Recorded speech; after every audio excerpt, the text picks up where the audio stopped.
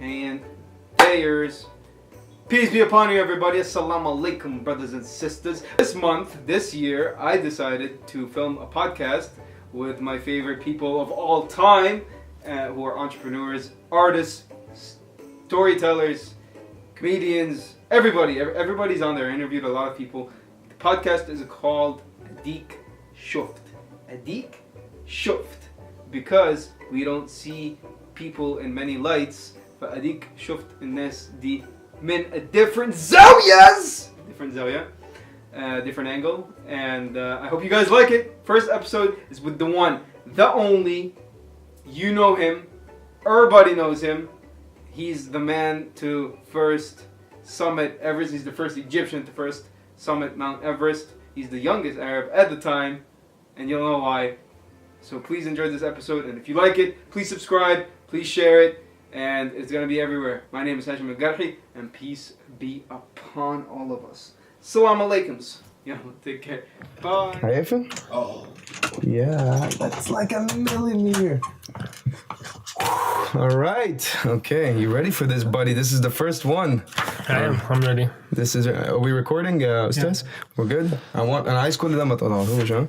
All right. Welcome to Adeek Shoft, motherfuckers. مش Adeek Shoft, motherfuckers, بس هي Adeek Shoft. أول podcast in the Middle East that talks about life. I guess ما أعرفش لو في podcast like. Yeah, I guess you have to do the research. ما أعرفش يعني بس thank you for being my guest, man. I appreciate it. لا بالعكس. Adeek شفت أمي أنت المفروض I think I don't know the format but I don't have a specific format. We're just gonna freestyle it until we come up until we find that mojo in the in between. It's good to be elaborate.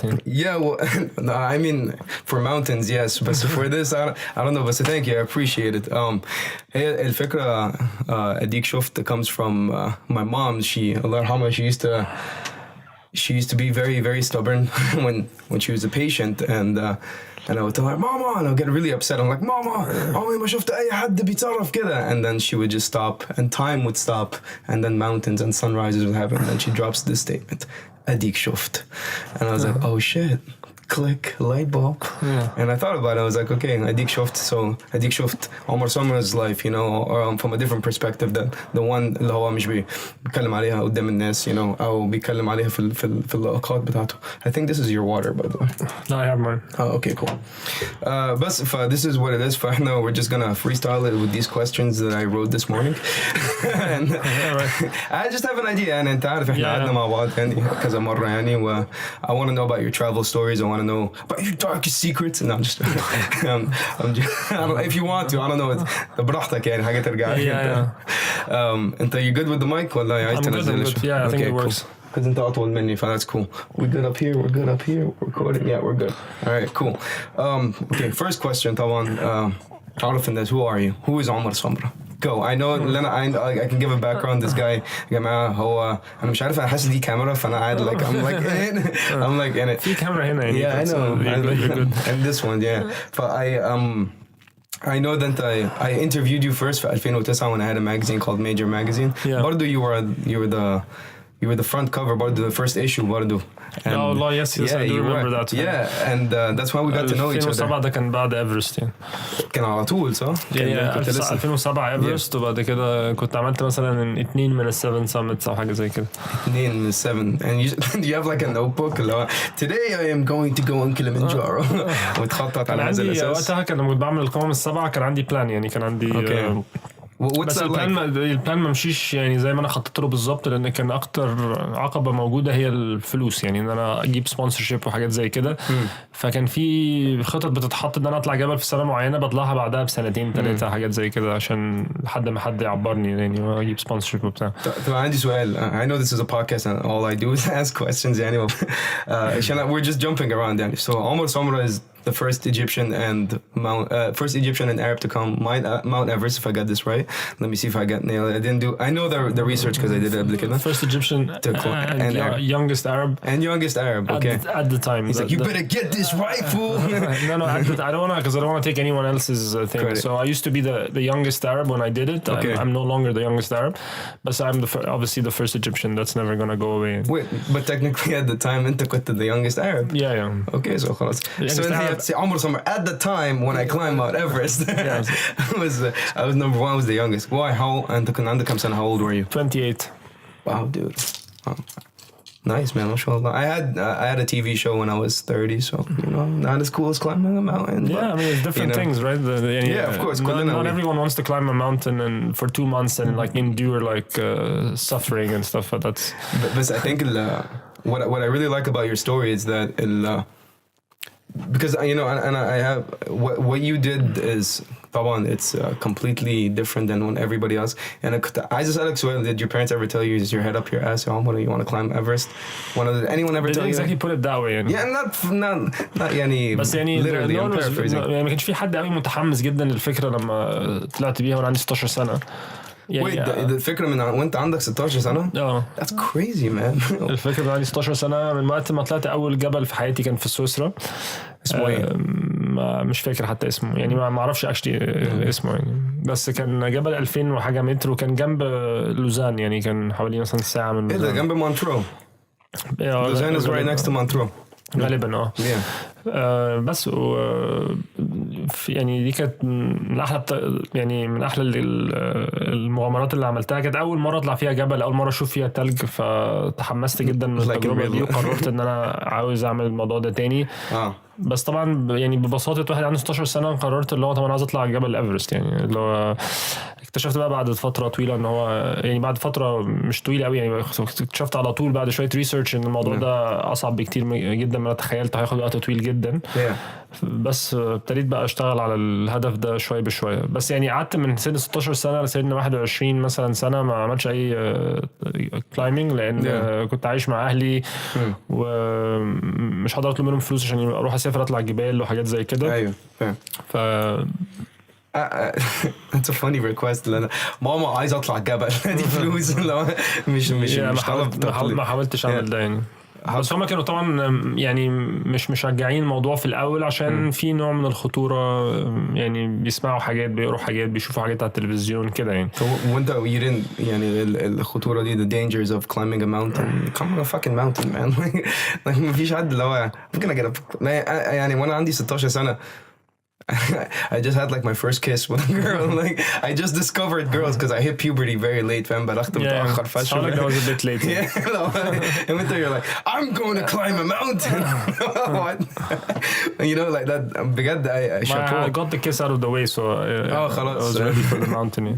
لا هو يعني موضوع غريب شوية بالنسبة لحد في مصر بالذات. هو دلوقتي الموضوع ما بقاش غريب by the way يعني. هو دلوقتي بقت كل الناس بتطلع جبال وبتعمل مغامرات وبتسافر ومش عارف ايه كده. الوقت اللي انا عملت فيه الكلام ده او الوقت اللي انا فكرت فيه في الكلام ده للاسف ما كانش في ناس كتير حواليا بتعمل ده ولا اي حد تاني شايف ان دي حاجه طبيعيه. فده اصلا يعني خلاني ان انا اتاخر في حاجات كانت كان الموضوع اصعب شويه.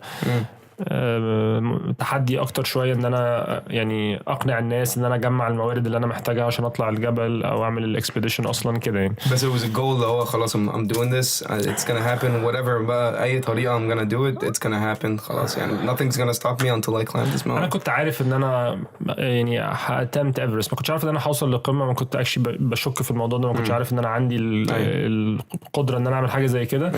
بس كنت حاسس ان انا هيجي يوم من الايام وهعمل يعني هيجي لي فرصه ان انا اعمل المحاوله دي. بس كنتش عارف بقى امتى وازاي وكده يعني. ايوه بس انت after you كنت عايز اسالك نفسي كنت اسالك السؤال ده كده like what was your first thought like when you saw me like yeah I climbed the fucking mountain was it like so like a gangster لما وصلت لا wasn't gangster انا كنت بموت تقريبا يعني. كنت بحتضر يعني كنت بردان وتعبان بقالي مثلا 30 ساعه بطلع جبل بطلع يعني في اليوم ده.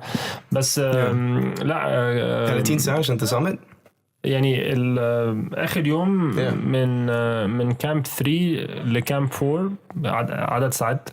وبعد كده بتريح شويه في كامب 4 ساعات قليله. وبعد كده بتبتدي السامت داي اللي هو طويل جدا للسامت وبعدين طويل جدا نازل وبعدين بتقعد تكمل نازل تاني. فاليوم يعني يوم طويل يعني. انا شفت يافطه وانا طالع it's like take the elevator on your way up and then take the stairs on your way down وما اعرفش ايه.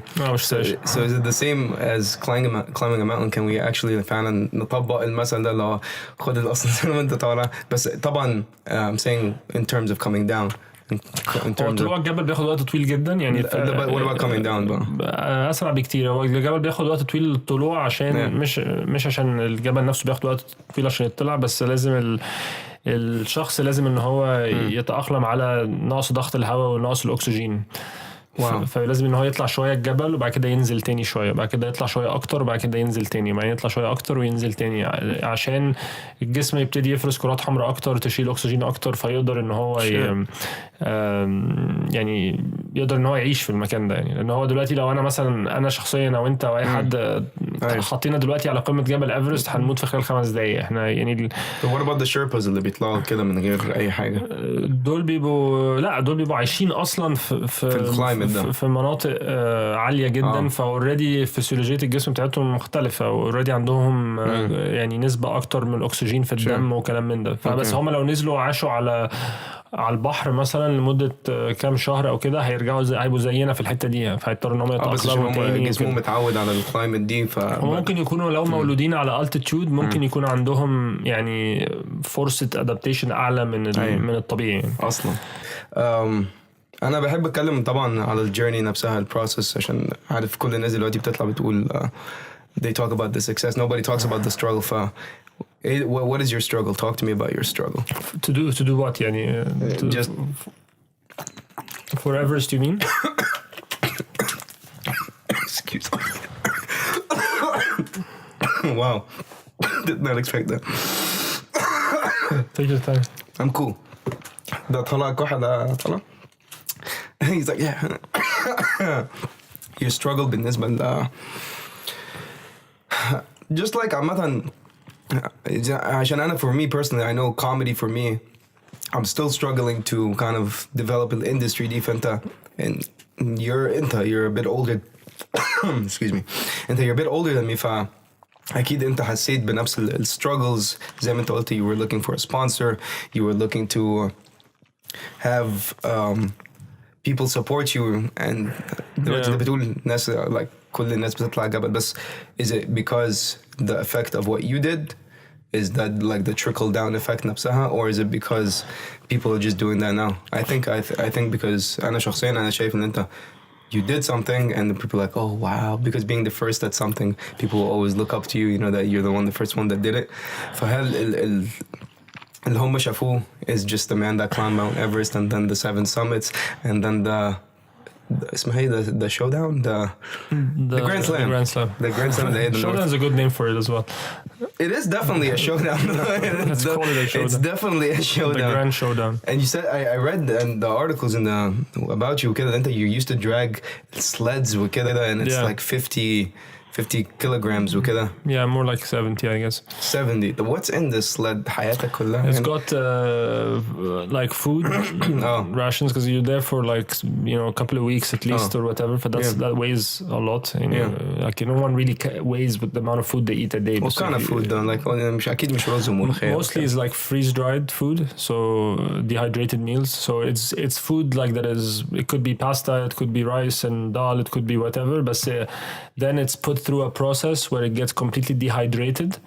Okay, it turns like almost through a vacuum, through a machine, that turns it almost into something almost like a powder, and then it's packeted. And then when you open it, you add boiling water, you shut it for like 5 to 7 minutes, حاجة زي كده, and then you can eat it. Where do you get boiling water from? Go.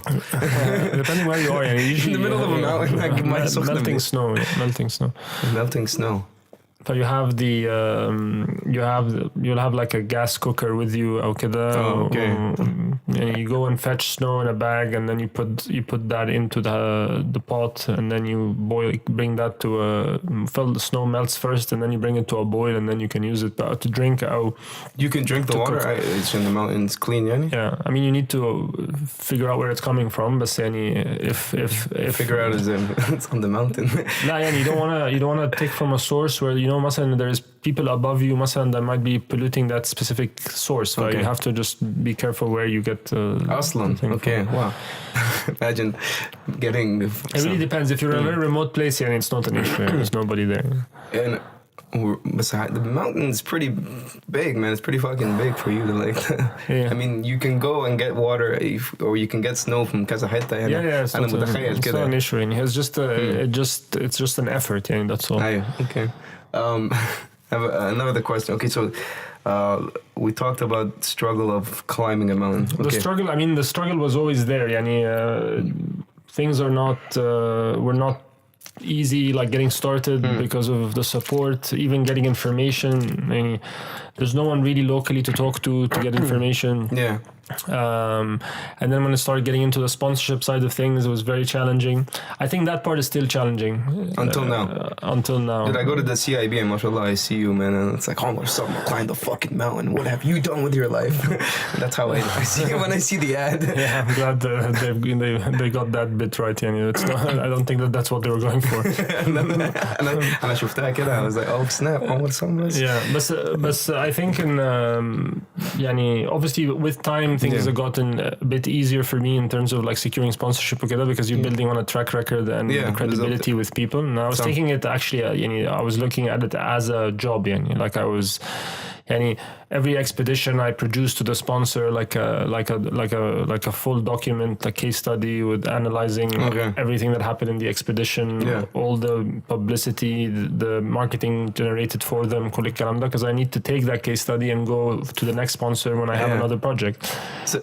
بس معظم الناس في ناس كتير ما بتعملش كده. في ناس بتبقى تدور على sponsor and they just feel اللي هو I came up with a great idea I deserve a sponsorship, they put minimal effort in it. Some people put more effort, but it doesn't happen overnight. I like that you said that actually, because دلوقتي I'm in search of sponsors, and انت طبعا عارف هنا في مصر, if you don't know the person directly, you're gonna deal with the people, and I think there's a huge gap in the lack of professional courtesy هنا, like especially if you don't know someone on the inside اللي هو يساعدك وكده. Not everybody, not all the companies, they reach out like as if مثلا برا, and they politely. I had to reach out to 50 companies to get Everest sponsorship. And those first 50 attempts didn't succeed. Akeed, no, I'm sure it took you a long time طبعا عشان مفيش حد بيوزع فلوس أكيد, and I'm sure Everest is much more expensive than comedy, like a little bit, of course. Depends what comedy. If you're gonna do like an I don't know, an HBO special or I'm sure it costs a bit more than climbing Everest. I don't know. I mean, I did Comedy Central 2 years ago in Dubai, and I don't know how much they spent, but they had so many. They had over 30 comics, but it was an entire production. طبعا. And do you go مثلا, do you climb with anybody, where it's just like a journey of like self-endurance, like? لا, you climb. No, I'm saying like قرايبك مثلا, do you have brothers that, or do you have cousins that they're like, yeah, let's climb the fucking mountain with you, bro?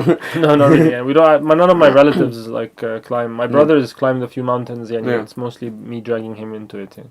But I don't really climb with the same group of people all the time. It would be nice, but it just didn't work out that way. Oh, okay. As there are several mountains that I've climbed with the same individuals. Keep going.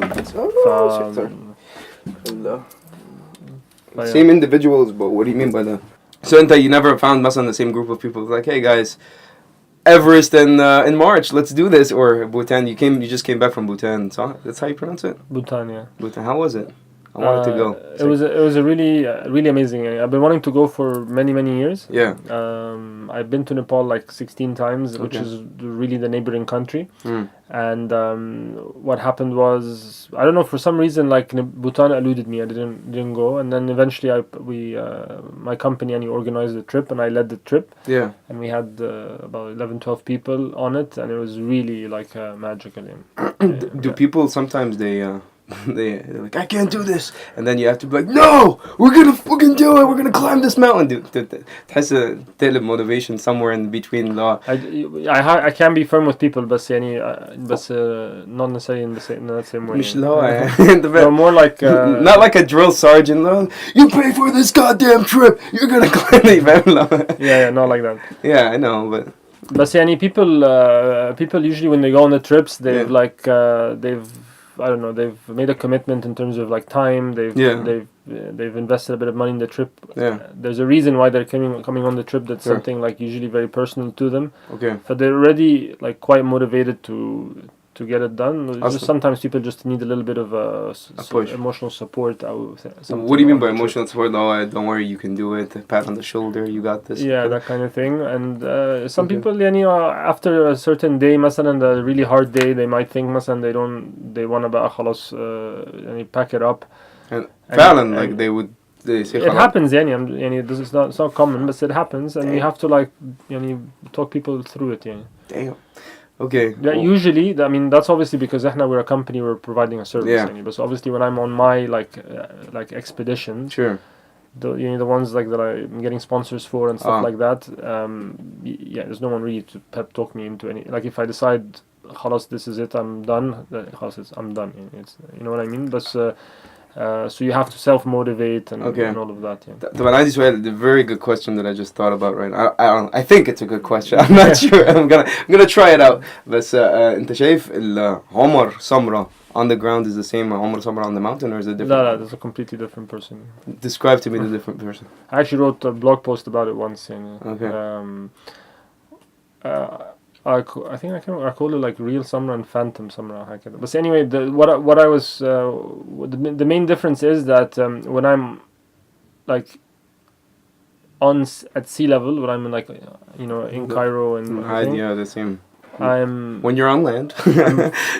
I'm far more like I'm just sort of more lazy, I would suppose. Like I'm basically, my life is a lot of people just assume just because of like what I've done and stuff like that I'm the kind of person that wakes up at like 4 o'clock in the morning, like downs like something that is a concoction of like like eggs and 6 eggs and like Rocky, like a Rocky type thing, and then goes for a run when it's still dark, and birds are still asleep and stuff like that. Obviously the truth is a bit far from that. Tell me about that, because if that's cool, I want to like. No, I just wake up. I mean, I'm just like any other like person. I stay up late. You're not a morning person? No, I'm not a morning person. I stay up later than I should. I end up waking up early just because I don't go in late to work and stuff like that. I'll go on time. It just means I get less hours of sleep, so I could be a little bit like off in the morning, and it takes me like could take, just like any other person, take me like an hour or two to kind of get into the swing of the day and stuff like that. I tend to be quite homey. Like I don't really move around very much. I travel a lot, so when I'm traveling, it gives me an opportunity, if I want to go out. And let's be honest, like going out in Egypt is just a disaster. Not if you come to my comedy shows. Comedy show tonight, guys. I have to plug it. Yeah, actually, I do. I mean, I'll actually try to come next week, because comedy is one of the things that I sometimes do when I'm traveling. So if I'm in London, New York, this and that, and one of the things I think about is like, is there a comedy gig nearby? Okay. And one time I took a Chinese friend, and we sat in the first row, and I knew we were gonna get heckled. You got heckled? I mean, Egyptian guys with the Chinese, like, it was just, I don't know. There was just too much material for them, like, kind of thing. Someone asked us, and like the second comedian asked us, where you from? And we said, and it just seemed like every comedian before he got the other one out, he was like, "Hey, what's up? Like, there's a Egyptian and a Chinese in the first row." Like, it seemed like, because they were literally like, but it was just like every single one picked up on it for like the rest of the thing. But it actually made it more fun. The last time I went to a comedy night in London, the guy sitting right in front of me literally got destroyed. Like and I was literally like 4 centimeters away from him. The heckler destroyed the comedian, or the? No. The comedian destroyed the heckler. Oh, okay. Sorry, it wasn't really he wasn't really a heckler. And I got heckled. I wasn't a heckler. Like that guy didn't try to heckle the comedian. He was just sat there. The comedian he looked like a bit of an oddball. The comedian kind of could see it. Yeah. But it was just like I felt like I really dodged like a cannon. Yeah. I always try to think about this, like, what is heckle? What is heckle بالعربي? And I'm like, the closest thing I guess is ببدن على حد. Comedian ببدن على. That's the only thing. But then if I can say that, if I drop this, I have to bleep it out, because it's aib, and I'm just like, no, everybody said. Yeah. Everybody says. There should be a word for heckling, maybe, because you can. I don't even know. You can come up with it. I mean, you know, we're innovating right now. So let's go on to the next question. They're just random questions. Like I told you, I wrote them this morning. I'm sure we had one of these conversations. This is number 3. So if you had to start all over again, would you do it? Boom. I know it's a Would I do the same thing, Yani? Would you climb fucking mountains, or would you like be cool with Omar Samra, the finance, or or an entrepreneur for حاجة تانية خالص?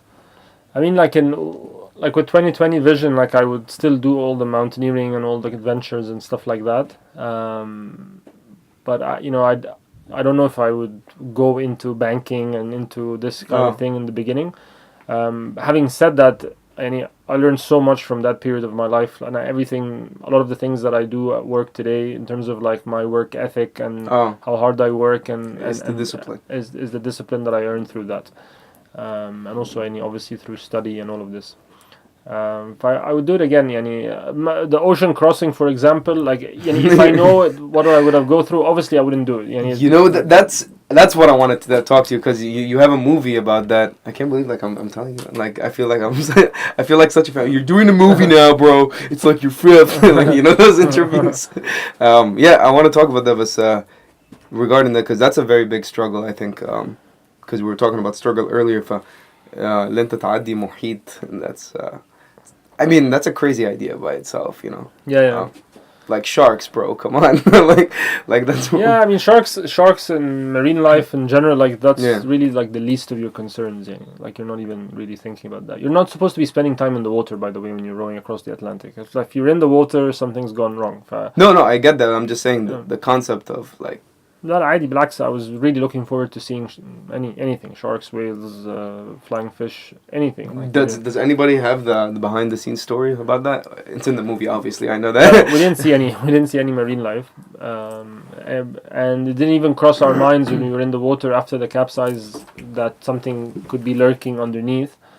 But we should have thought about it, because it turned out later we found out that we were in great white territory. Aslan, into وصلتوا لفين?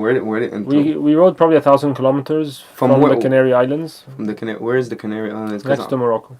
Oh, okay. So you started from. It's part of Spain, like politically, but it's according to this map. It's next to like Mauritania and Spain and stuff like that. All right. So here's a crazy question. That I just thought about right now. Why? Okay, so you climbed the freaking mountain, the biggest one in the world, or all of them. Let's just say, حطيت على الموuntains. You did. You put on the mountains. You technically the Egyptian flag, but what was the thought in your head? You're like, yo, what's next? Because I know you like space, and then you have a space program. Yeah. But كده. When we were like, yo, ocean, bro, gotta do the oceans, like.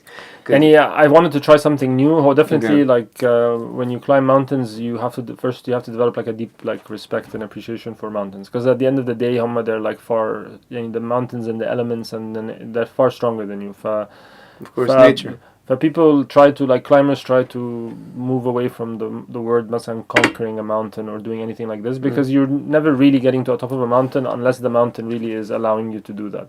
Whoa, that's deep. Whoa, time out. Whoa, you just blew my mind. What? لا مش الدرجة دي، هو بس even the people that مثلا if we're talking about mountains in the Himalayas and things like this, these are deeply like spiritual people, and they have certain beliefs. There's like they believe that certain like gods and deities and things live on these mountains, but at the very least, these mountains have like some of them are holy. There's like a certain sanctity around this.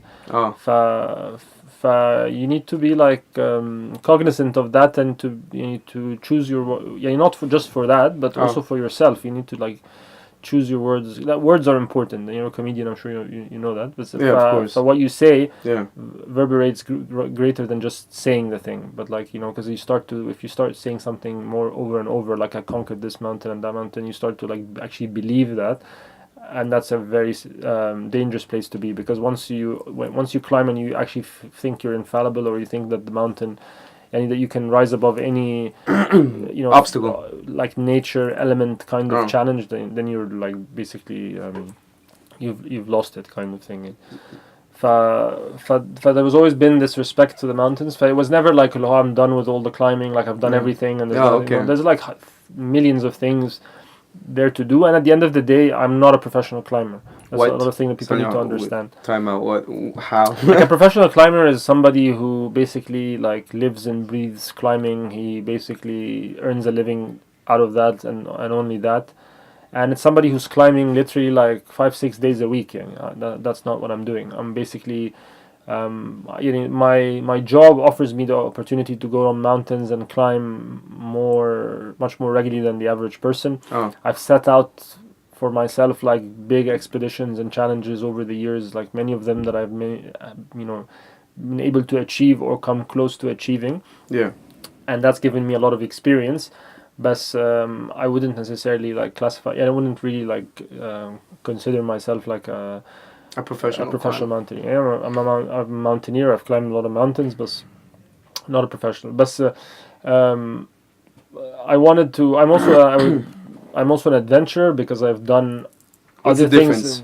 What's the difference? An adventure is just this is like more of an umbrella statement, because like there are a lot of under adventure. There's a lot of different things, So basically, I wanna.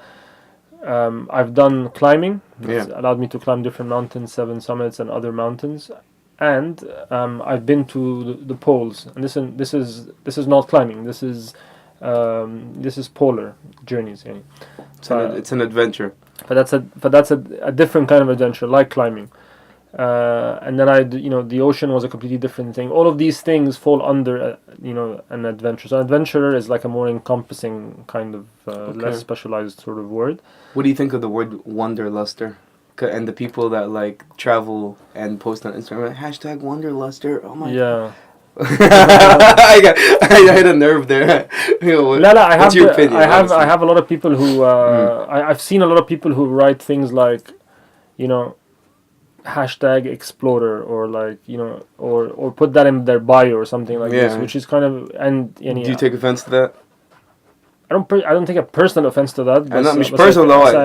But I think they should be ashamed of themselves, because at the end of the day, like I know there's a lot of people who follow me that I follow, or like in the sphere of like knowledge, and people we know each other in these communities, whether it's climbing, ocean rowing, polar exploration, because of just the things that I've done. And when I started climbing Everest, intending to go climb Everest, I didn't know except one person who'd done Everest. Now I know like tens, because I'm just in that small community, right? Like when you started in comedy, you might have just like been an aspiring comedian, but you don't really know any proper comics. Now that you've been in it for a while, like you know a whole bunch, and even you know people abroad too. Yeah, it just works the same way. So, I'm not gonna do it anyway, but as well, like if I put that I'm an explorer, or like this and that, I'm just gonna get laughed at. Like some people that are like for real are gonna look at it and be like, this guy's a jerk. In the same way, like if someone is like an open mic comedian and says that I'm if someone just like basically just a social media influencer type thing, and what are they influencing? Nobody knows, man. Travel to a few places and then writes explorer, then it's a bit. So you can't be an explorer unless you've explored something, which means that you have discovered something for the first time. So even I've climbed mountains for the first time. So I've done first ascents, like I climbed mountain that had never been climbed before. But I can't. It would be real stretch to call myself an explorer. No one had walked, and no one had really like surveyed these mountains in the sense. But like people knew that these mountains were there; they were mapped, So I'm not really exploring anything new. You're not discovering. I'm all good, and then you're like, yo, let's do this. I think we live in a world where if whoever says something, that becomes like, proof enough. Like someone just says like, I'm a so and so, and then he just becomes that like immediately. Like no, there's certain things need to be earned, and obviously. كل حاجة I think needs to be earned. I think that's the gap with social media دلوقتي عامة, is that we have this mask that is social media اللي هو بيخلي الناس تفكر okay, this guy is a chef, for example, or he's a foodie. It's like there was a comedian. It's like he talked about that. He's like his friend was saying, I'm a foodie now. It's like, aren't we all foodies? So I think that disguise of social media allows us to kind of portray to others اللي احنا عايزينهم يشوفوا, Yeah. I think that is. But that's I was asking because you're actually someone that has done it. Has. I don't want to say conquered but Hashem in the end. That has climbed the mountains and climbed into people's hearts. See what I did there? I think Linta, I wanted to know your perspective on it. So, speaking which from your perspective, Bardo, what advice would you give yourself, your younger self? I know it's a cliche question, Yani, but what would, like, right now as... I would just tell myself to really to chill a bit more, like to not to be too hard on myself. Like I used to be extremely hard on myself when I was younger. Yeah. So always like so demanding of like myself, demanding of like my time, my results, you know, things like that. And when you get older, you realize like, you know what, it doesn't really like none of this really matters. You know, it's like what you think's, what becomes like the center of your universe. Yeah. Really doesn't really matter so much to just the person next to you. Like it's you're living your own kind of like, so everything seems to you like much more like important, much more this and that, whatever. So what's really important in life is to do your best. Right, and that's if you do your best, that's your best. So you can't really do more than your best, right? You could do your bestest. Huh? Yeah. But you could wake up one day and try to do your best, but you fall a little bit short of it, and maybe another day you could do a bit more and this and that. But that's really the whole, point of life is just to wake up every day and try to be better. Try to do your best. And that's it. But what we end up doing is that we put on ourselves so much pressure. Like, you have to achieve this, you have to look good in front of this person, or you have to live up to your own expectation of what and that all of that stuff is stifling it. So if I had the opportunity to have like charted a similar path to what I had done now, but didn't have this weight all the time, would have been much better. I was sorry to interrupt you, and I was asking because كنت عايز أعرف do you sometimes feel when you get up in the morning فعلا عشان انت قلتها, you're like people think you when you wake up at 4 in the morning and do the run in the dark وكده and the rocky and then you climb the stairs ما اعرفش ايه, because that kind of, like I said, it's the image اللي احنا we portray للناس. هم بيشوفونا ازاي, people they hear your name like, oh, you climb Mount Everest, like, this I call it wisdomization because it's much more cooler than wisdom, Okay. But this wisdomization that you're giving us upon us دلوقتي, did you gain that from climbing mountains? Or from your travels in general, or like did you go and meet monks up there and they're like, you have reached the top now, you will know this, like did that happen? You are now gifted the scroll. Have you been I gifted wish the this world was like that. Like, that would have been so cool. That's what it actually is like in the cartoons and like movies and stuff. Like everyone seems to climb up like a mountain. Yeah. Which never really looks that hard actually. Like it's always sort of like they're walking and it's just like there's just a bunch of wind in their face, and then they reach a building which is like never really there when I climb the mountains. And then there's some old guy in there and like long beard, and just gives you a scroll, and then you open the scroll and then just light flashes and then you're like a different person. I want to say biggest challenges, we already kind of talked about that. Do you feel like until you made it, quote unquote, no, you made it, man, shit, dog, you made it, started from the bottom now on Everest. Like, did you ever, I mean, if that song came out at that time, would have been started from the bottom here? No, I mean, I don't really think of it, Yani, because I don't really. In my head, there's no like certain destination that I need to get to. Destination in terms of like accomplishments. Like when I know that a lot of people think in these terms, like that I need to work really hard until I reach this. This could be like a sum of money or like a certain position or something like this. I necessarily have that. When I stepped away from the corporate world and run my own business, I don't necessarily have grand ambitions of like my company has to become the biggest I'm just with what I do, I'm only concerned with doing good quality work and continuing to stay faithful like to the ethos and the ethics of why we started, and we just believe that if we continue to do that, then people will always find us compelling or interesting to do work with and pleasant to do business with, and people will continue to come. I also don't believe that companies should become very big, and I think that's one of the flaws of the world. It's because everything is, you know, the way companies make money, the way the economic structure is created is that the only way to grow and to make more value is to do more. So you have to sell more, produce more, consume more, extract more from the ground, whatever it is, type of company you are, you have to just do more.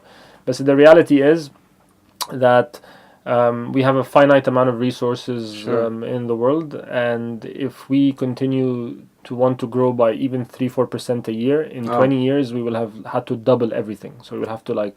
So I'm not good at math. So you want to explain? So basically, like if you add 3-4% every year, so you have like you increase. You got 100. Sure. And another 4% is like, or 3% is like 103, 104. If you add 3-4% to that, you'll be a certain. If you do this 20 times, eventually you double. Okay. You get to 200, right? Sure. And that happens in 20 years. Okay. Right. So basically, in 100 years, if you grow at 3% every year, you will have to consume. The world will be consuming. That's even if you assume the population will be the same. It won't be any. It will have to consume 5 times more things, buy, mine, extract from the ground, food, whatever. Like resources. That amount of resources doesn't exist. فأنت you believe kind of like the balance اللي هو لازم يبقى في النص ما يبقاش في too much and not too less, but it's just. No, I believe in how any company or any work that you do has a value to the society. It has to bring value to the people that are working in this company, so they have to feel fulfilled, and that they're like enacting their own sort of values and life mission within the work that they do. Sure. That you're providing a really good service. You're not harming the environment. You're supporting the local community around you. Okay. And of course, you have to be like making a reasonable amount of profits, so that you continue to grow the business and hire best people and train them and invest in them and all of this kind of stuff. That's growth برضو يعني but that means that you're like you're sort of like a small, medium size. Yeah. It's all relative. Obviously, some companies should be of a much bigger scale. Other companies not, depending on the type of company. But having companies that have become like countries is really not like Apple, Apple, Amazon, Google, all of that. Yeah. They should. You're saying companies should remain companies and countries should remain countries. Omar Samra 2019 motherfucker. I think you said that. Yeah, I like it. It's baller. I like that you said that. Okay. عشان بس الوقت بس what defines happiness to you? How do you define happiness? Yeah, it's a really interesting question because I spent my New Year's in Bhutan, which is supposed to be the happiest country on earth. It's a country? It's not a... It's a country? Yeah. I thought it was in Nepal.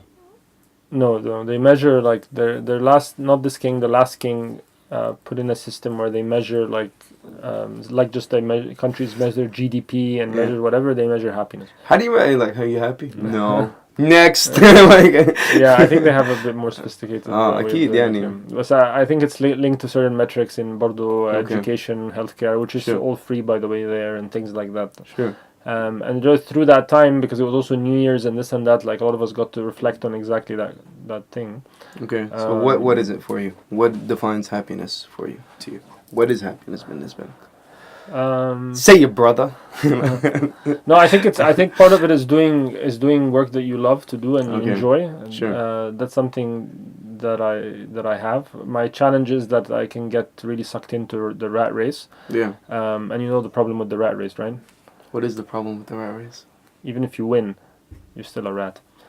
Boom! Motherfucking wisdomization from the mountains of Bhutan, ya jamaa. Omar Samra in the house. Brrr! I'm doing my own sound effects because I have to do my own sound effects for the first episode. But wow, you're so that's important, and obviously like your personal relationships, your friends and your family. Family most important. Though. Yeah. So. You're still a rat. Damn, that blew my mind. Wow. That's heavy. And then what else? Like, what would you say? Family, friends, stuff on. Yeah, I think you just need to have like a balance. To be honest with you, like the more simple your life is, the much more easy for you to achieve happiness. Like the people in Bhutan, they live there is elements of technology in Bhutan, but they've taken the things that I think they've deemed as things that serve them.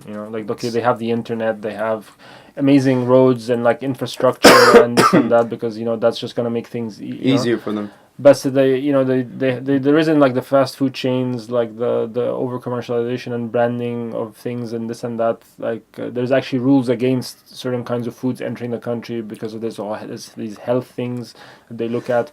The country is one of the only countries in the world, if not the only country, that is carbon negative, which means like they have negative emissions. Wow!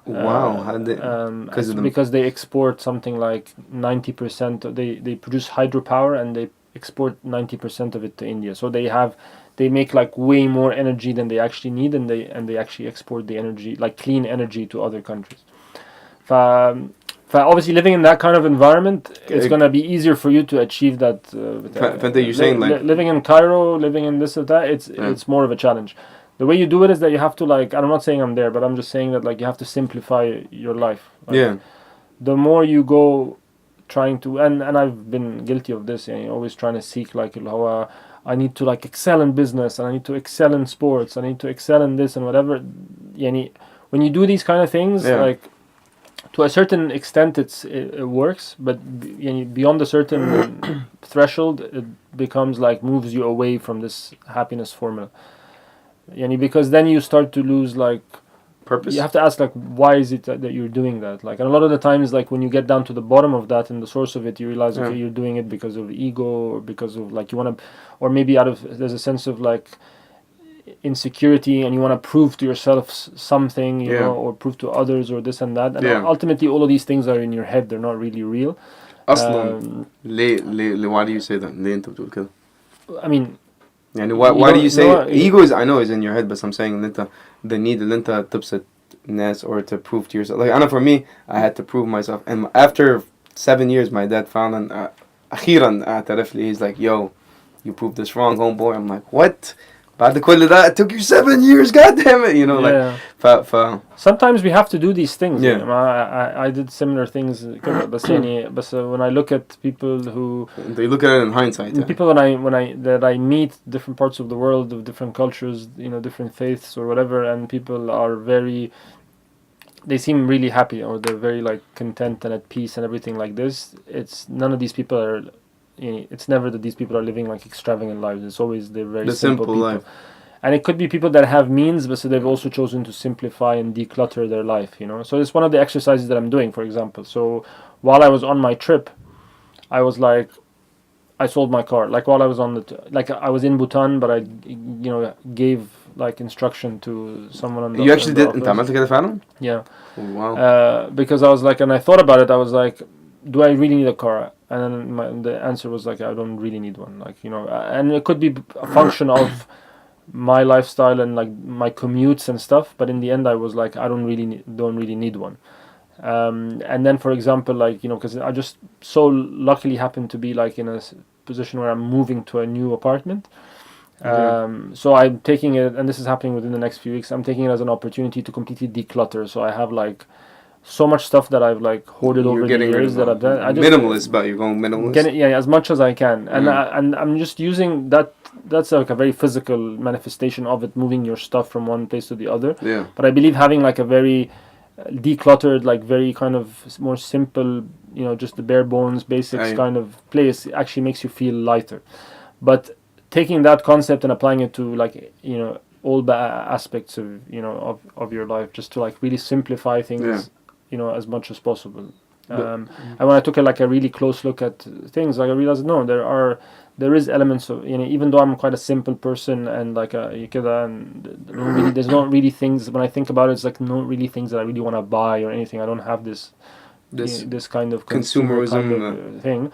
But I could still see how there's so much I can do in terms of decluttering and minimizing and stuff. And so that's one of the things I really want to we focus on this year. Well, I mean, I know. I mean, I lived in I lived for like on the mountains for like weeks and whatever, or on the ocean for days. Yeah. With like very minimal stuff. I mean, I still had to like, eat and drink and use the bathroom and survive for 24 hours, but I did that on very minimal stuff. And I'm not gonna. Yeah. I'm not saying that I'm gonna like. Live in this kind of mode of like survival mode of like these expeditions, but these things at least teach me that you can do so much less, right? And you can then go back to your like city life or whatever, and you put more things in there, but you just need to like be mindful that not to have too much excess. Okay, I understand where you're coming from, and there's a question in my mind, and I'm shy to forward. What was it like when you were in the ocean for 16 hours? When you capsized? What was that? What was going through your head? Well, it was. I think it was 13 hours. Tell me about. Let's go back to the capsizing when you.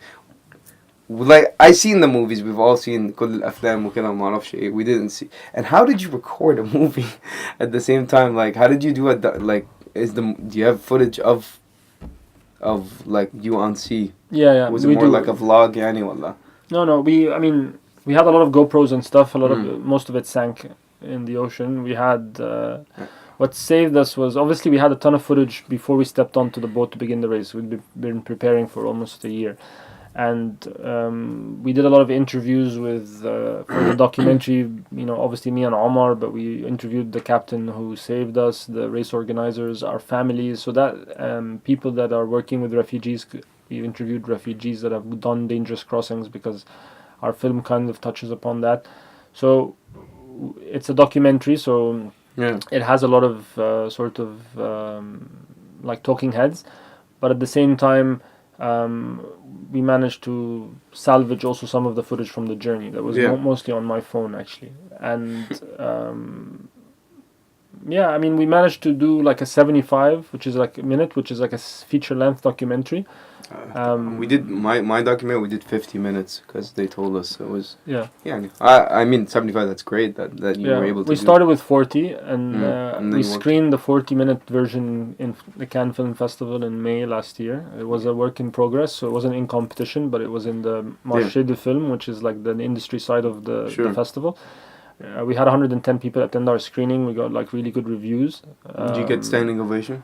I don't think we got standing ovation, but we got like a lot of people.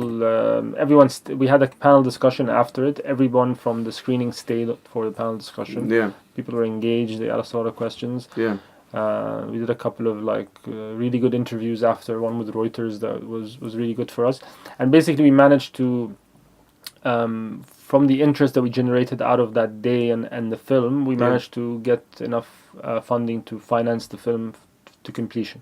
Oh, and it's done, خلاص. Yeah, so what we have now is a 75-minute feature-length documentary, and now we're basically like trying to approach different festivals with it. Okay.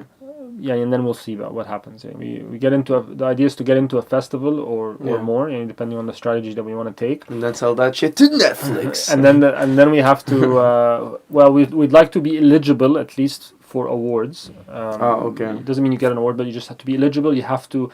I think it's a week or 10 days where the film has to be screened in a theater where actually people go and buy tickets and stuff like that. So that could be anywhere. It could be here. It could be we did a lot of filming in Greece because of the whole refugee thing. So it could be anywhere if you want to do that.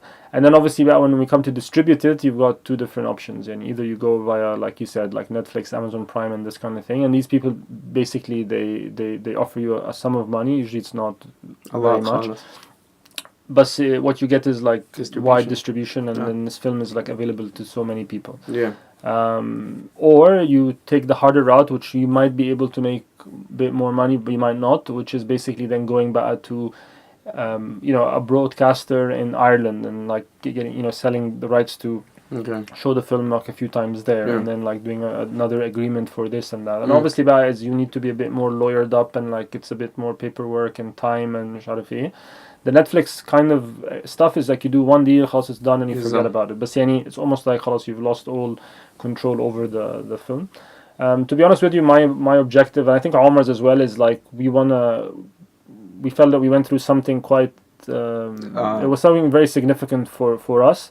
Yeah, you almost died. Yeah, exactly. I think like that, man. So we went through something. Yeah, you almost died. Yeah, it was a bit hectic. Oh man. But I think it's something that people can learn something from, and we hope that the film will lend its voice to the plight of refugees.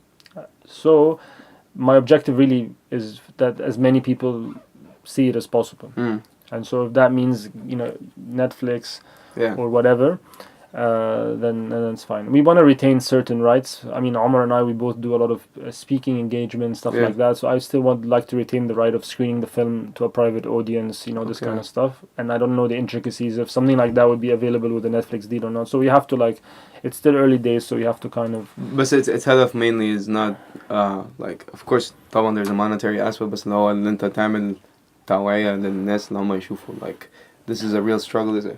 We almost died, motherfucker, in the ocean. Yeah. Well, it's basically our story really is basically of two people who had no clue what they were doing. They entered into something they have zero experience in.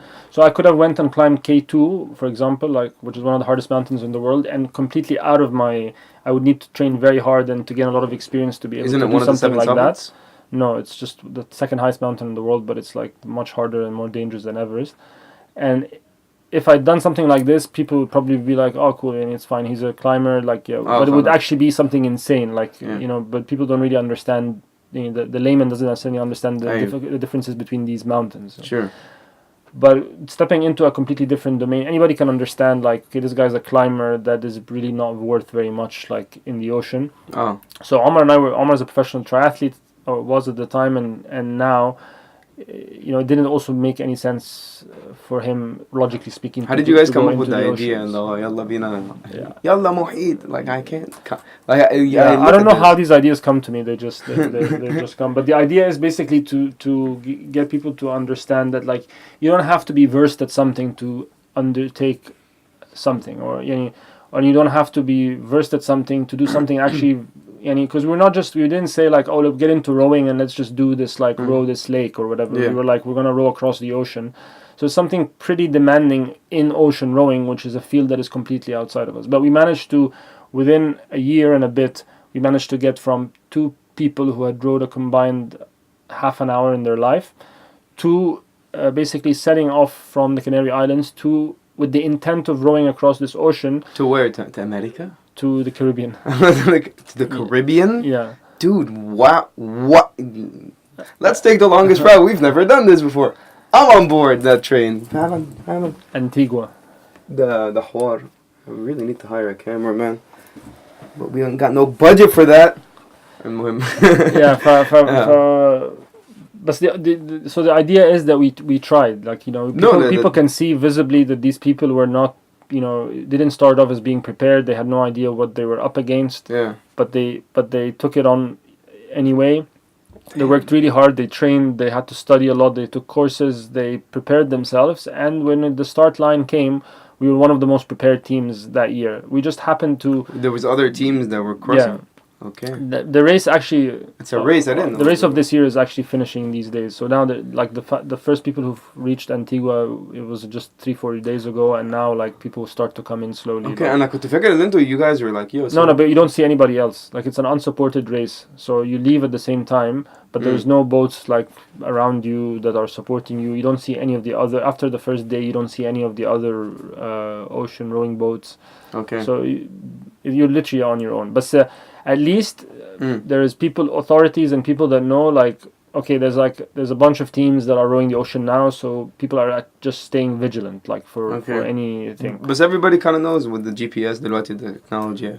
Yeah, but just for there to be someone that's kind of on call that if a beacon is made or distress signal, then someone is ready to respond in. So basically, it's kind of the idea of the film is people look at it and be like.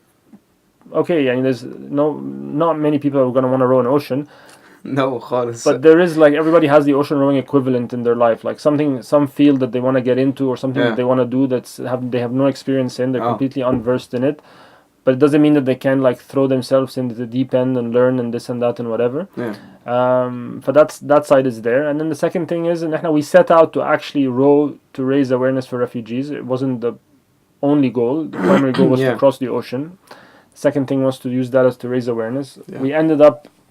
We just thought it was like our journey had some similarities with the plight of the journeys of refugees crossing seas. We didn't know that this would happen to us and that our journeys would become so similar. Yeah, you're like, oh shit, it happened. Yeah, and but we ended up realizing through, and I think it's the main message of the film, that despite of the fact that we lived these like 13 tumultuous hours where like and you were both in the water.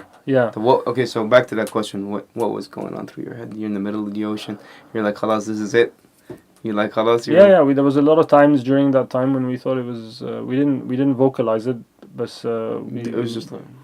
No, I mean we were actually joking, and we were actually like we kept the mood like very light. And for 13 hours in the water. We actually made like a very.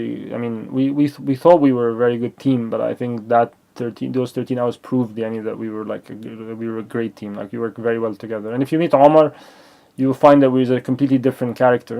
Yeah, I want to interview him as well. Yeah, but we ended up, like really like balancing each other out and like really. We were basically like really there for each other. Like I don't, people say like, oh, I trust this person with my life, or but no one really understands like what that actually means. Not nobody, but like very few people understand. And I hope not a lot of people don't have to really understand that like through living it, because it's a tough thing. It's a tough thing, but you have to, now that you've been through it, you have to take something out of it. And one of the things that we take out of it is the fact that like, no, I mean, I know that I've got someone who's got my back. Like, if it wasn't for Omar, I would have perished. If it wasn't for me, he would have perished that day for sure. 100%. Yeah, yes, I think so. Yeah. Damn. Why didn't you guys try to like flip the boat back? We tried everything. We were just very unlucky. We spoke to a bunch of sailors and people who've like been. People have 20-30 years of maritime experience. Everybody that heard our story said that we should be dead. Like there is. Aslan. Our story is the equivalent of a skydiver like jumps out of a plane, fires the first parachute, doesn't work, fires the second one, doesn't work, because our boat didn't self-right, which had been tested, and it had self-righted in the past, and it's supposed to. What do you mean by self? Yeah. Okay. But it didn't, and it was the first ocean rowing boat crossing an ocean that has ever not self-righted. And then our life raft, which is our last line of defense, didn't inflate. So basically, two things happened that are like extremely that should never happen. Happened. And so. When that happens and you're in 8-meter waves and like 80-kilometer winds, khalas, it's you're done. Did you guys ever get communication? Separated? No, thankfully not. Okay. Yeah. Damn, that's cool. Yeah, do you get shivers when you wake up at night? مثلا بالليل. لا خلاص. So we don't have PTSD or anything like that. Like, and we were kind of blessed from that perspective. No real like, people. When I came back, like my friends were like. Do you want me? Should I get you a cup of water? Oh, sorry, I didn't mean to say water. Like things like that. And I'm like, guys, it's cool. Like I'm not like, are you sure you wanna? You sure you can go to Sahel now? Like, I think it'll be fine. I don't have any issue. I'm just as happy to go into the sea and. Finally, you don't like. Yeah, I would be just as happy. I would easily take the decision of going back to the ocean and doing this thing. It's just that. But so you wouldn't cross. I'm not afraid of. I don't have any anxiety or fear of the ocean because of what I went through. But I just realized through this experience that it was a very miserable experience, where there was very little joy in, and I wonder whether I want to put myself through. Because it's not just like a month or 40 days or 50 days in the ocean. It's like a year of preparation. Lots of funding and all of this stuff. To go and spend like the most miserable 40 days of your life. Yeah, of course you're doing this extraordinary thing and stuff like that. But I know I don't care what people think, but in my heart of hearts, I know that I can row an ocean. Like I know for a fact, had the boat self-righted, had we managed to get back on the thing, we would have made it. Yeah, maybe we wouldn't have won the race, but we eventually get there. How long does it? Like, because when that year it would have probably taken us sub 40 days. Like that year when we capsized, there was a bunch of, because there's solos and pairs and 4-man teams. Okay. We were a pair, and there was like 8 pairs or something like this. And when we capsized, we were in like the front pack. Of the pairs, and we were the only pair taking a more southerly route, and we had believed that there's a weather system coming that would actually give us an advantage. And I think the team the team of the pairs that won the race that year broke the world record, right? So they broke the world record. It was that year was the fastest ocean rowing year in recorded history. Awesome. Obviously because the rowers were good, but mainly because the weather was so big. And so you can have like a much stronger team in one year, and you can get there slower than another year, another team, because of like the wind and everything like this. So all the world records fell. Like the youngest person to cross an ocean, the oldest person to cross an ocean, the fastest 4-man team, the fastest trio, the fastest pair, the fastest solo, everything fell down. So we would have been in that year, and we would have been, even if we hadn't won the race to have the new world record, what we would have done would have potentially been faster than the world record that was standing at the time before we set out for the race. If you hadn't capsized. If we had capsized but self-righted in, because a lot of teams capsized, but everyone. Aslan did, so this is like a frequent thing. Yeah, there was more capsizes in our year than potentially any other year. Shit, man, that's crazy. I just can't. Capsize in the ocean in a rowing boat, like this rowing boat it's a rowing boat, but it's a 1-ton vessel when it's fully like packed with like food and supplies and everything like this. So when you and it's 7.5 meters long, so it's very small in the grand scheme of things of like vessels crossing oceans, but it's not a small little, it's not like a dinghy, it's like it's a sizable thing. And so when that thing, did you feel with the big oars and stuff like that, when a huge wave carries you and you flip like completely, and you're thrown into the sea, and it's like massive waves and stuff like this, that's like a really, even if the boat self-rights, that's still a very terrifying experience to go through. I wanna talk more about this, بس أنا مش عايز أطول عليك, I'm just gonna ask you a couple more questions, and then you can go to your Guanabanas, because you're the chief Guanabana. See what I did there? Yeah. I think already we passed time, but have you accomplished all your dreams? Yes or no? No. No. Okay. If the year was 1919 instead of 2019, would you still chase your dreams? 1919? Yeah. لو كنا من 100 سنة. Yeah, I mean, would you still chase your dreams? That would be much more fun. Like for me, it would be much more fun time to live. Because you can actually discover shit. You could discover stuff. You could there's like so much stuff that wasn't done at that point. No. Like in 1919, like there's no social media. Yeah. No, I mean it would be really like a fun time to. I mean, minus like the wars. The wars that were just about to like. Well, World War I had just ended. Yeah, it was up. Okay. One last thing. 2 more questions. Are you happy now? Yes or no? Yes. Okay. What's next for Omar Samra? I don't know. I mean, in terms of adventure, I don't know. There is. I think there'll be something. I'm trying to figure out what it is. It's not gonna be the ocean. It's the book, isn't it? It's gonna. Well, the book is a kind of an adventure, but I think I need to have like much more stability in my life to take on that book project. Like I require to have like much more free time and stuff like that. I've written a lot actually, so I've written something like 100,000 plus words, which is a lot. In itself could be a small book, but it requires them. There's so much stuff that I want to put in there that I haven't written, and so much editing and stuff. So it's like so much stories. It's like a life project. Stories. Yeah. It's a life project, and you want it أنت تاخد وقتك عشان تكتب الموضوع. I like to write, and so I want to enjoy the process of it. And I don't know whether the book will be successful or not, but at least like I want to write. My objective to write the book is I want to put everything that I've learned into one thing. Is it like a manuscript? Yeah, this is the like a memoir. I like to give to my daughter, basically. Okay. Yeah. We mentioned that you're doing this whole space program, and you want to be, if inshallah when you go to space, will you be the youngest or the only Egyptian Arab? No. There's like mountaineer. 2 Arabs have gone to space already. Okay, like the first Arab to go to space was a Saudi. The Saudis beat us. Amir Sultan. Yeah, he's now just been voted in as the new head of the Saudi space agency that just been founded recently. There's a Syrian American businessman that also went to space. Okay. No, I'm saying the one that you said it was like the only one that did the mountaineer, the 7 summits, the Grand Slam, and you're the only one that did space. there's only one guy in the world who's climbed Everest and gone to space.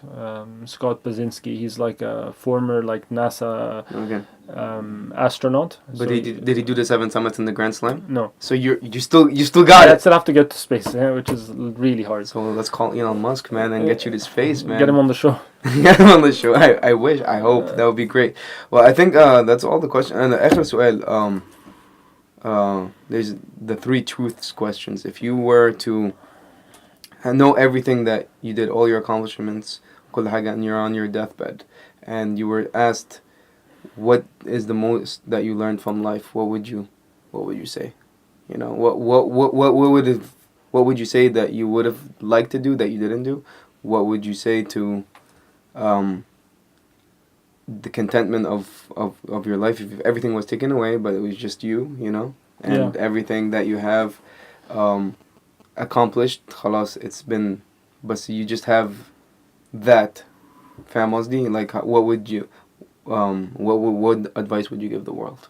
You know, if you had done everything, but it was all your, for example, all the material, all the success, all that was taken away, what advice would you give the world? But you know you've already done it, but it's خلاص, you have it, but it's gone now, you know? Yeah. So you have all this wisdom, so what would you give that wisdom to humanity?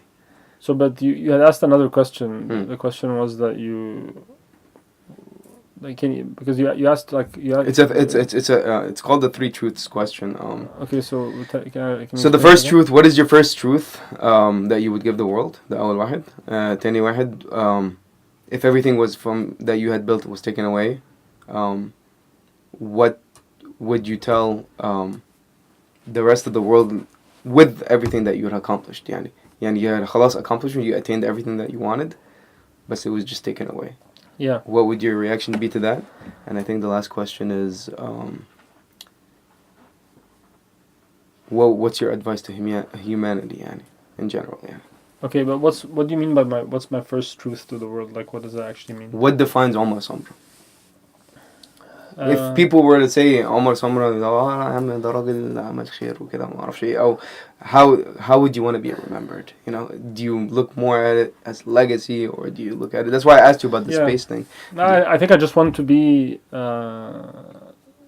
someone who, I don't know, like left the world a little bit better than like how you found it, in terms of like my own input. Yani, of course, I can't make you can't make that much of a measurable impact on the entire world. But what I mean is like there is, there'll be some things that I have done that have, had I not done these things, the world would have been maybe a tiny little bit worse off. That kind of thing. Okay. The second part was, what if you had everything taken away from you?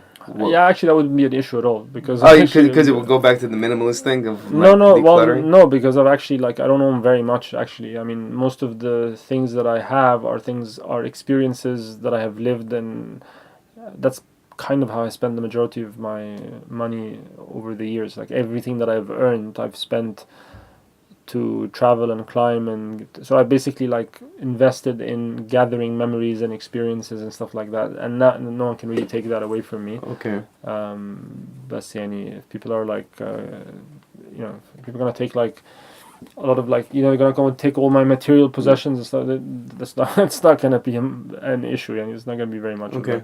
And the last question I wanted to ask is, if again, what's next? Fuck, I had that question. It was right in my head. It was right here, that question.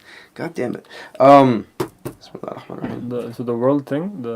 No, because I think it's a very cliche, like, طبعا, to leave the world a better place or whatever. That everybody has their own, vision of that, of what they aspire to change, how they change the world. Okay. Would you actually, because you said the whole journey of actually like climbing a mountain is a metaphor for life, عامة, do you think that every human being should go through an internal struggle, back to the struggle that we were talking about in the beginning? Do you think for you to be better, because you say you're competing with yourself every single day, to be better, whether it's being more minimalist, whether it's being a better human being, whether it's doing your best, انت شايف اللي هو دلوقتي, if you if every human goes through something like that, an internal struggle or an external, or climbing a mountain or climbing into people's hearts, call back.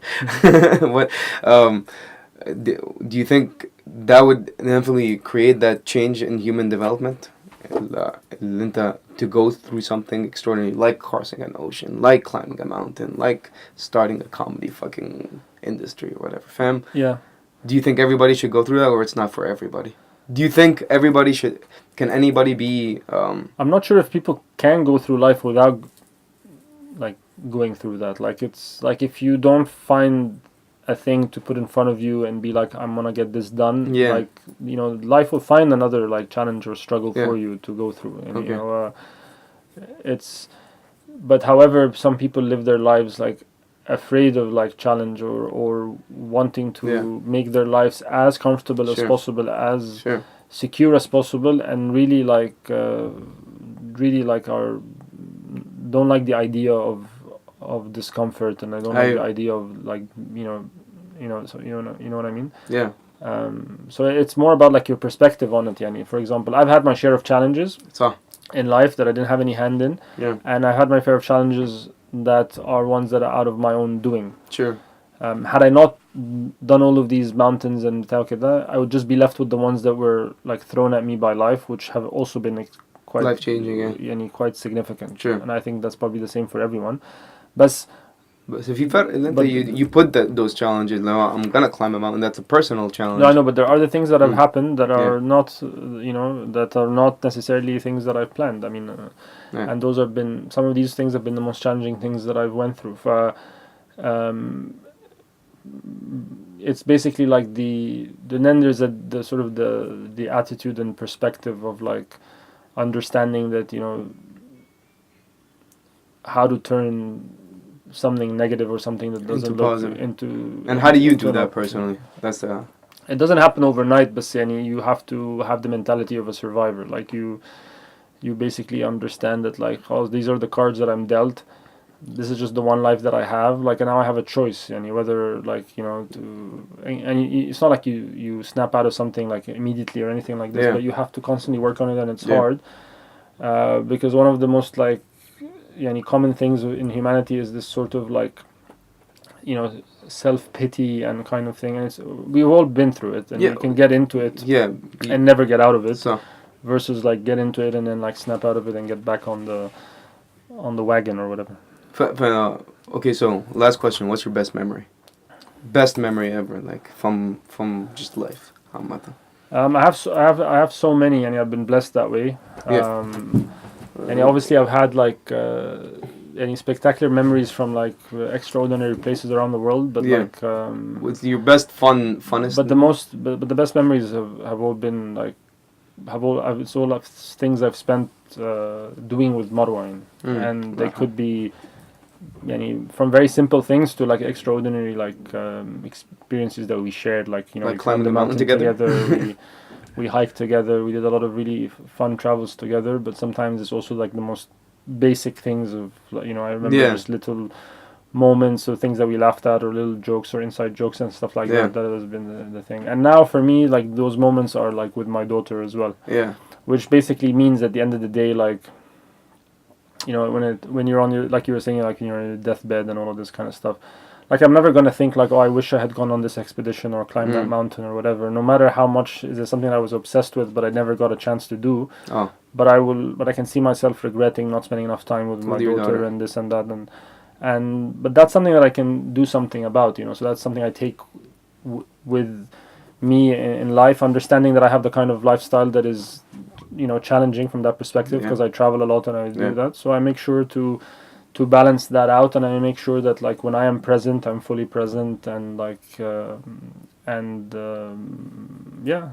the only thing you can do, really. Do we have room for another question or no? Sure. Because I wanted to touch on this. Do you think love is the most powerful force in the universe? And would you ever, and this is a personal question, and I can edit this out, but would you ever want to find love again, and like experience that again with someone else? I don't know if it's I guess I don't know if it is the most powerful force in the universe, but it definitely is like it's definitely the most important thing that humanity needs to learn right now, because we're going through a very dark moment in our history.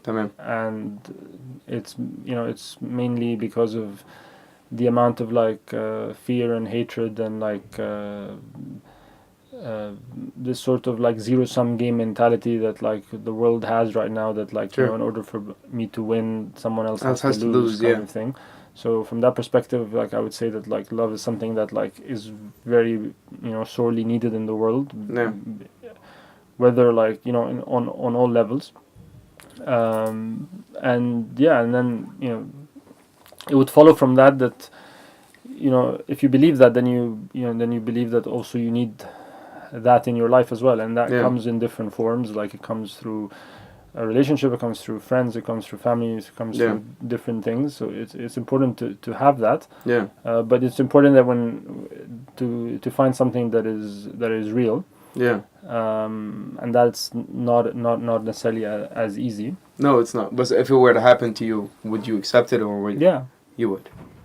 And because it's I think like for me personally, I know when my mom passed away, I realized that love is the only thing that we have. It's like when my dad calls me, he's like, "Hey, am I gonna see you?" I'm like, "Fuck yeah, you're gonna see me today." Because we don't like you said, it's one life. We don't know how much time we have, so we kind of spend the time cherishing these moments, these little moments, like you're saying, those inside jokes, and those are the moments that we should hold on to. Instead of fucking posting a selfie on a mountain. Did you ever post a selfie on the mountain? I'm sure I did, yeah. At some point. Me with Everest. But I take two little photos. Like when I'm. What's the tradition when you climb a mountain? Sorry, this is the last one. When you get up there, when you summit, you're like, all right, take the selfie. Is there like a checklist? No, not selfie. Usually get someone to take a photo of you if you can. And when you had the flag, you need it for proof, like. And the flag, and when you planted the flag, you didn't really plant it. You held it. You just held it, yeah. Yeah, and how did that feel? That felt amazing to represent your country. I mean, it just feels amazing to be on a summit of a mountain after you put in all this hard work and effort and stuff like that. More so, like if if you're representing a nation that is not necessarily like associated very much with climbing, I feel that you're like you're making like a not a statement, but you're saying that we're here also and we're doing things as well. That's good too. If there's anything that I didn't ask that you want to say, do you want to add, or no? I think I'm pretty good. You're good. Okay, cool. Where can people find you, Hashem? I have no reach, but where can people find you, man? I'm Omar Samra pretty much everywhere, like on Instagram. On Facebook, it's Omar's page, but I think it's cool. Pretty easy to find. Dude, thank you so much for doing this. بجد شكرا لوقت حضرتك يا فندم والله. Merci, thank you for doing this. Thank you for giving us. I mean, I would love to sit and talk more, but I know you're busy. I'm sure we get a chance to talk more offline. Of course, definitely. This is just an insight. Adeek Shoft يا جماعة. Omar Samra, the mother freaking mountaineer, adventurer, philanthropist. I don't know. He climbed into our hearts, and I hope that you had a good time. Thank you, جماعة. And thank you, Omar Samra. Thank you so much for coming and doing this. Thank you. It's been a pleasure, and Adeek Shoft يا جماعة. It's good to be first. That's what she said. No, I mean, it's interesting. زي ما بقول لك الهدف كله إن I wanted to get to know these stories, because not necessarily because you have a million stories. I remember you told me about that you arm wrestled a Chinese dude for chicken, and that was awesome. I wanted more of that, but I got kind of more of an insight. If you want, you're more than welcome to come back, Taban, at any time you want. No, that's fine. Well, of course, to come back, for sure. I'll have to do something a bit more. Maybe after when the movie comes out. Yeah. Maybe do you want to plug anything? Well, we talked about the film. I think that's the thing that's going on now. Alright, okay, خلاص. Alright, I think we're done. خلاص احنا ممكن نوقف دلوقتي. We're good. Thank you so much, man. علي. It's an hour and 25. It's not bad.